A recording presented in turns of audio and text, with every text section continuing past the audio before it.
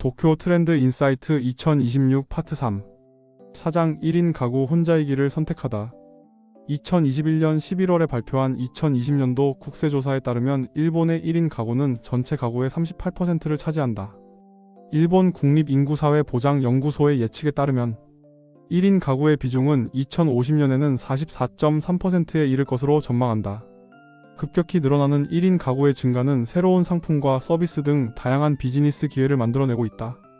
특히 혼자 사는 고령자는 동거 가족이 없기 때문에 사회적 돌봄이 필수적이며 이를 위해 간병보험 제도의 강화와 간병 인력 확대 등 정책적 대응이 시급하다는 지적이 나오고 있다.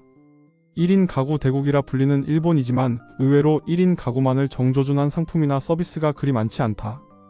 1인 가구를 자세히 들여다봄으로써 어떠한 서비스들이 필요한지 파악하는 데 도움이 될 수 있다. 1인 가구라고 하면 타인에 의해 홀로 남겨진 경우를 많이 떠올릴 것이다. 그러나 지금 일본 사회에는 나홀로족이라 불리는 혼자만의 시간을 즐기는 사람들이 증가하고 있다. 고령화의 흐름 속에 1인 가구가 증가하면서 많은 사람들에게 나홀로에 대한 가치관도 변하기 시작했다. 하쿠오도 생활종합연구소는 1993년과 2023년에 걸쳐 25세부터 39세의 남녀에게 지난 30년간 일본인들의 나홀로에 대한 인식과 행동 변화를 추적 조사해왔다. 혼자 있는 것이 좋다고 답한 비율이 1993년에는 43.5%였지만 2023년에는 56.3%로 10%포인트 이상 상승하며 과반을 넘어섰다. 인식의 변화뿐만 아니라 실제 혼자만의 시간을 적극적으로 활용하는 사람들이 늘고 있다. 혼자 몰입할 수 있는 취미가 있다고 답한 비율이 1993년에는 58.1%에서 2023년에는 74.8%로 증가했다. 그리고 과거에는 함께 방문하는 것이 일반적이었던 장소에서 이제는 혼자서 시간을 보내는 것에 대한 거부감이 사라지고 있다. 특히 직장에서 점심시간을 홀로 보내고 싶다는 비율도 43%에서 76%로 크게 증가했다. 사람들은 타인과 지나치게 가깝거나 멀어지지 않는 적절한 거리감을 유지하려는 경향이 강해지고 있다. 이러한 나홀로족의 증가는 개인의 자유와 편안함을 추구하면서도 타인과의 관계를 소홀히 하지 않으려는 새로운 사회적 흐름으로 이해해야 한다. 이러한 변화를 다룬 솔로 활동 여자의 추천이라는 드라마도 일반화되어 가는 나홀로족의 취향을 보여주었다. 그리고 한 달에 한 번의 사치라는 만화도 이러한 나홀로족에 대한 이야기를 다루며 큰 인기를 얻었다. 이렇게 일부러 혼자이길 자청하는 사람들이 늘어나면서 사회에는 어떠한 변화가 생길까? 우선 사람들과의 관계 방식에 변화가 찾아올 것을 예상할 수 있다. 대표적인 예가 커뮤니티 중심의 관계가 증가할 것으로 보인다. 둘째로는 인생을 설계하는 방식에 변화가 올 것으로 예상한다. 1인 가구를 통해 자신의 가능성을 재발견하고 전환의 기회를 능동적으로 만들어가는 삶을 만들 수 있는 기회를 얻을 수 있다. 1인 가구가 늘어나면서 자신에게 더 신경 쓰고 자신을 개발하는 데서 즐거움을 느끼려는 욕구가 늘어나고 있다. 이러한 흐름 속에서 최근에는 자신의 직업적 스킬을 높이거나 자격증을 취득하거나 시간을 효율적으로 사용하는 방법 같은 자기개발 서비스나 컨텐츠 등이 확산하고 있다. 이런 흐름에서 기업들은 자신을 위한 소비라는 관점으로 시장을 바라보는 시각을 키워야 할 것이다. 1인 가구의 증가는 취향 소비와 오시카츠 소비와도 연결된다. 한정된 시간과 돈을 덕질에 투자하는 젊은 세대에게 연애는 우선순위에서 밀리게 된다.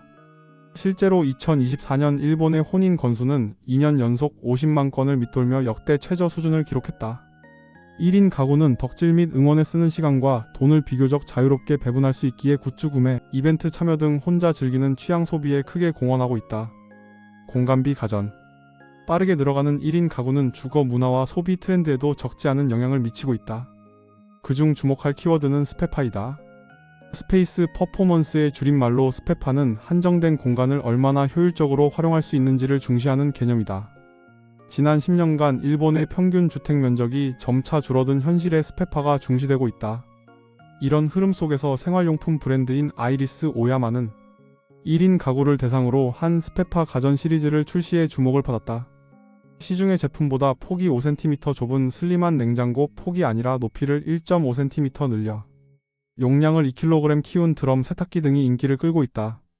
이러한 스페파 가전은 작아서 불편한 제품이 아니라 작아서 더 좋은 제품을 만든다.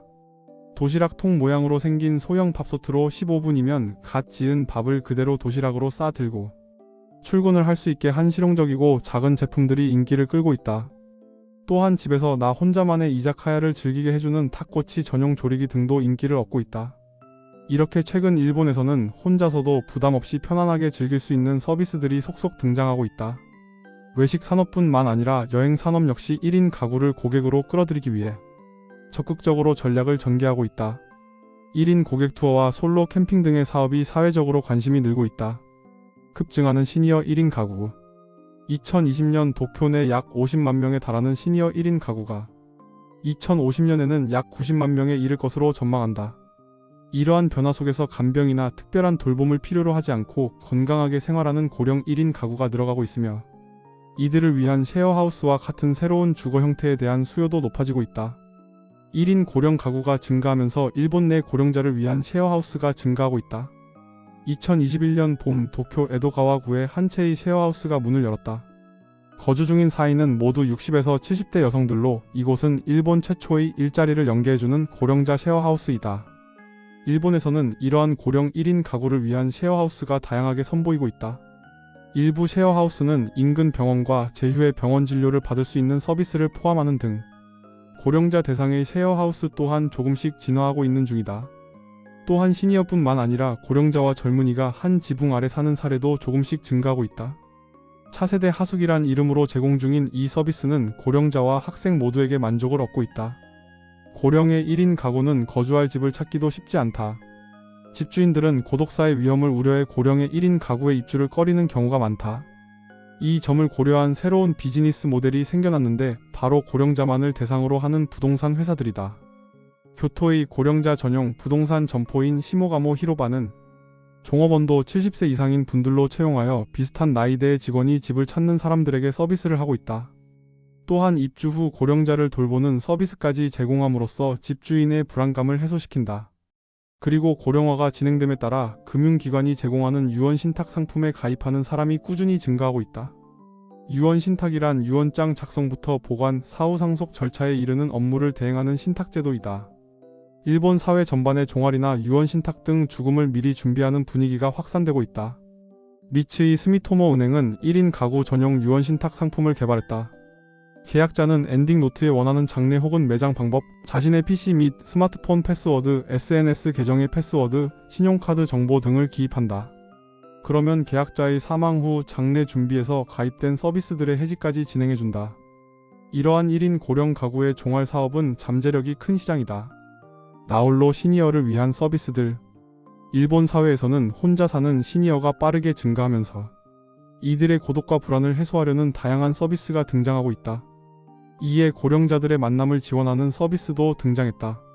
스마트폰 매칭 앱인 하아도르는 혼자 사는 고령자들이 고립되지 않고 외출과 대화를 하도록 하는 것을 중점으로 운영 중이다.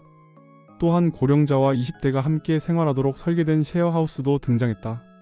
고령자는 월세 8만엔, 청년은 월세 4만 5천엔으로 거주하는 노비시로 하우스는 고령자와 청년들의 교류를 이어주고 있다. 또한 고령자들의 일상생활을 지원하는 서비스들도 인기를 얻고 있다. 병원 동행, 의사 면담 참여, 유언장 변경 절차의 지원 등의 돌봄을 지원하고 있다. 앞으로도 1인 고령 가구는 증가할 것이다. 그리고 이에 맞춰 그들이 안정적으로 삶을 영위할 수 있는 환경이 조금씩 조성되고 있는 중이다. 5장 인구 감소 새로운 수요를 만들다. 한국은행 경제통제 시스템에 따르면 2024년 3분기 말 한국 내 은행 점포수가 1년 전보다 53곳이 줄어들었다. 서점 또한 2023년에는 10년 전에 비해 5,400개가 사라졌다. 이렇게 일본과 한국을 불문하고 여러 산업에서 소멸론, 위기론이 제기되고 있다. 이런 상황에서 산업은 기존의 본질적 기능만으로는 살아남기 어렵다. 핵심 기능이 아닌 다른 가치를 부각하거나 사지 않는 고객을 겨냥한 역발상 전략이 중요해지고 있다. 비주류로 취급받던 것들을 발굴하는 것이 생존 전략의 하나가 될 수 있다. 일본의 안경 체인점 진스는 눈이 작아지지 않는 안경을 출시했다.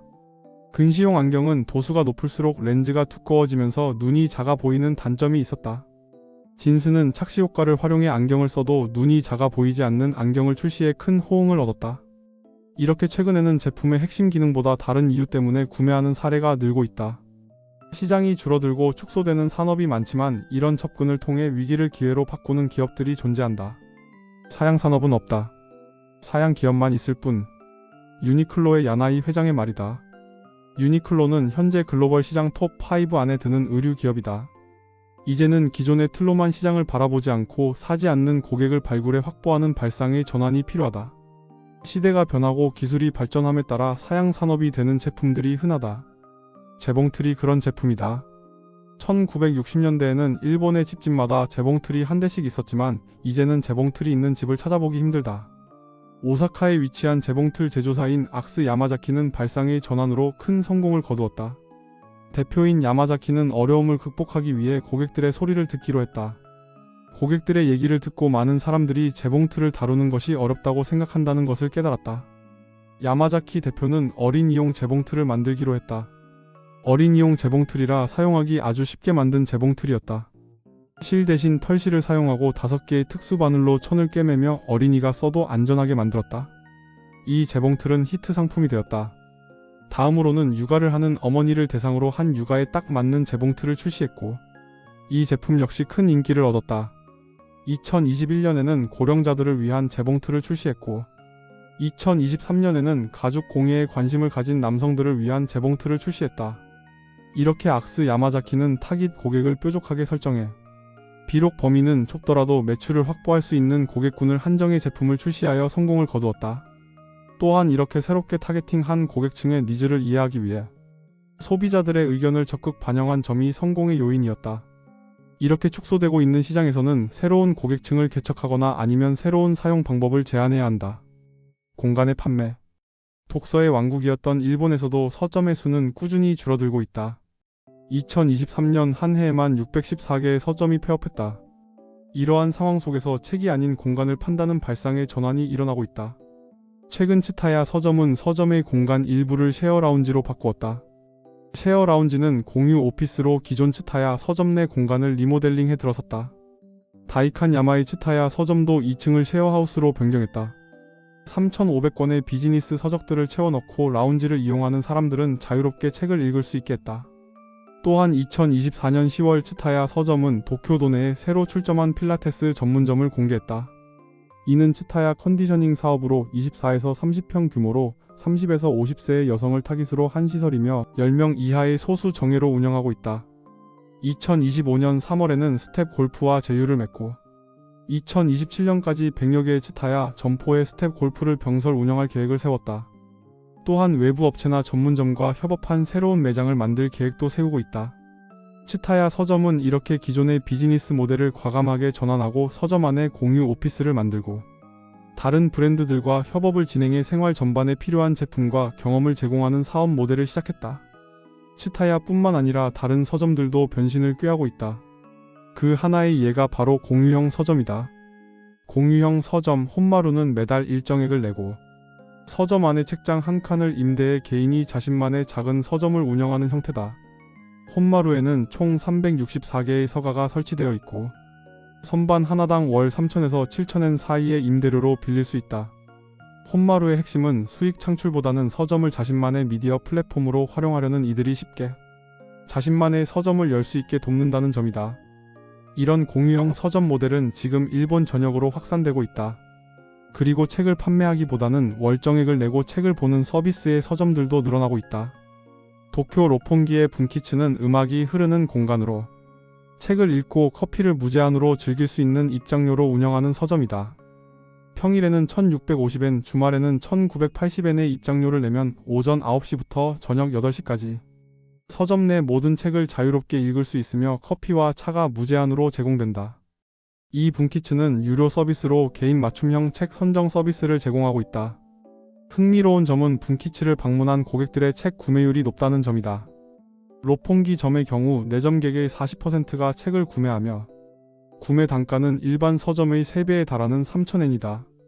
이는 서점이 경험을 제공하고 그 경험이 구매로 이어지는 선순환 구조를 만들어낼 수 있음을 보여주는 예이다. 서점이 점차 사라지고 있는 일본에서는 책과 사람의 만남을 다시 연결하려는 실험이 이루어지고 있다. 일본 출판 판매 주식회사와 편의점 체인인 로손이 손잡고 만든 마치노 혼야상이 주목을 받고 있다. 마치노 혼야상은 일반적인 편의점이 아니다. 이 매장은 서점을 병설한 폭합 매장이다. 여기에는 편의점 상품과 함께 약 4,000에서 9,000권에 달하는 책을 진열하고 판매한다. 평소 서점에 잘 가지 않는 사람들을 편의점을 통해 자연스럽게 책과 마주하게 만든다. 그리고 이 마치노 혼야상의 서적과 잡지 매출은 일반 로손 점포 매출의 20배에 달한다. 이 마치노 혼야상은 지역 문화와 사람들을 연결하여 지역 커뮤니티의 문화 거점으로서의 가능성으로 주목을 받고 있다. 니판이 기획한 또 다른 공간인 고토부키노유는 온천과 서점이 결합한 곳이다. 1층은 온천으로 되어 있고 2층에는 약 1만 권의 서적들을 갖춘 독서 공간이 마련되어 있다. 벌집같이 생긴 개인 공간에 들어가 잠을 자거나 책을 읽을 수 있게 되어 있다. 이렇게 서점들이 책을 판매하는 것보다 책을 읽는 공간을 만들기에 초점을 맞추는 모델로의 새로운 시도가 등장하고 있다. 살펴본 바와 같이 이 책은 5개의 장으로 인구 소멸과 고령화에 따른 현상과 그에 따라 새롭게 등장하는 서비스 등을 다루고 있다. 이러한 서비스로부터 앞으로 우리나라에도 다가올 변화에 대비해 한 발 앞서 준비하는데 큰 도움을 받을 수 있는 너무나 훌륭한 책이라고 생각한다. 개인 사업을 하고 싶은 사람들은 이 책에서 많은 인사이트를 얻을 수 있으리라 생각한다.